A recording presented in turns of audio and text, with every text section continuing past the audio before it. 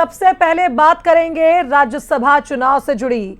जिस तरह से आप देखिए, बीजेपी ने तीसरे उम्मीदवार को उतारकर काफी दिलचस्प बना दिया है इस समीकरण को। और ऐसे में सीएम डॉक्टर मोहन यादव ने महेश केवट को दही खिलाकर रवाना किया है नामांकन के लिए। बीजेपी ने महेश केवट को तीसरा उम्मीदवार बनाया है। नामांकन से पहले डॉक्टर मोहन यादव ने महेश केवट को दही खिलाया, शुभकामनाएं दी नामांकन फॉर्म जमा करने से पहले। देखिए जरा, प्रदेश के अध्यक्ष हेमंत खंडेलवाल ने भी दही खिलाया, मुंह मीठा कराया। जब बचपन में परीक्षा के लिए जाते थे तो मां इस तरह से ही दही खिलाती थी शुभकामनाएं देने के लिए। और कुछ वैसा ही नजारा आप देखिए बीजेपी दफ्तर में देखा गया, जहां मुख्यमंत्री डॉक्टर मोहन यादव ने दही खिलाया।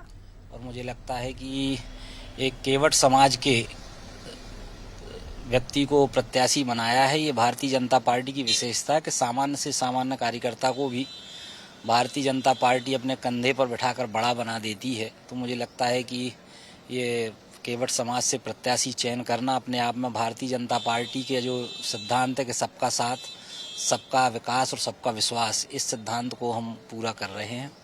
लेकिन ये बड़ा बनाने की बात कर रहे हैं, बड़ा बनाने के लिए कुछ समीकरण बिठाना पड़ेगा, गणित लगेगा, कुछ वोटरों की जरूरत होगी। तो हो गया क्या, मामला सेट हो गया? अब इस समय आने पर पता चलेगा। अभी तो कांग्रेस को चुनौती देने का एक प्रयास है। तो चुनौती सक्सेस हो ही जाएगी, स्वाभाविक है जब तीसरा कैंडिडेट मैदान में है। अब ये समय बताएगा, समय पर पता चलेगा क्या। कांग्रेस का समय बिगड़ने वाला? कांग्रेस का समय तो पहले ही से बिगड़ा हुआ है, उसको बिगाड़ने की जरूरत है नहीं। तो मीनाक्षी नटराजन को उतार कर गलती कर दी क्या? अब ये कांग्रेस के लोग जाने, अपना तो अपना भारतीय जनता पार्टी का एजेंडा रहता है, उस पर चलते हैं। अपना एजेंडा सेट हो गया सर? अब ये समय आने पर पता चलेगा, लेकिन अभी तो ये है कि प्रत्याशी खड़ा किया है तो उसको विजयी करना है। वरिष्ठ नेता शायद बता रहे होंगे, भाव उनके प्रकट हो रहे होंगे कि हमारी तैयारियां पूरी है। हाँ, तैयारियां पूरी। चलिए, धर्मेंद्र लोधी जी हैं और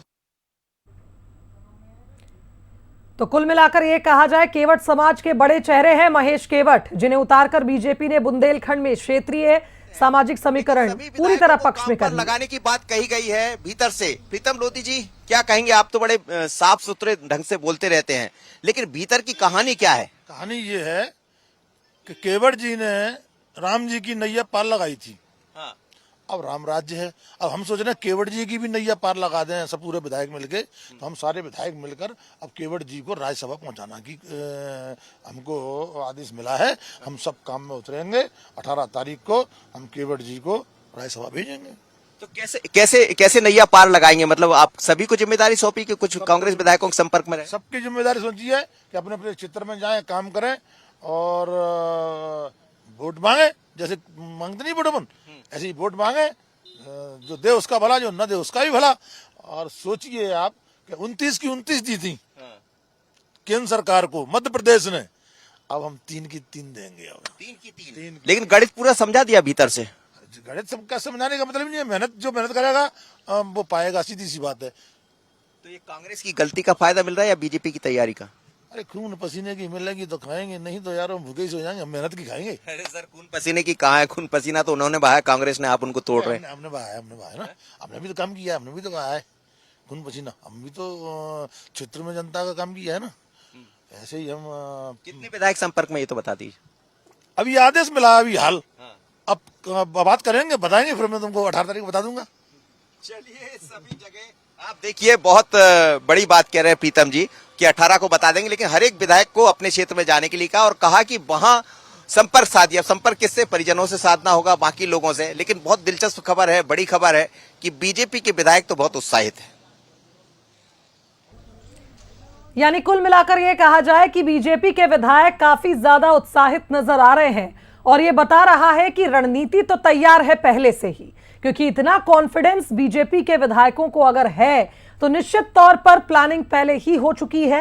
लेकिन भारतीय जनता पार्टी इस मौके को किस तरह से अपने पक्ष में लेती है, कैसे केवट को जिताती है, ये देखने वाली बात होगी। क्योंकि कांग्रेस को लगातार ये लग रहा था कि निर्विरोध चुनाव जीतेगी वो इस सीट पर, लेकिन बीजेपी ने आकर सब कुछ एक राजनीतिक जंग में बदल दिया।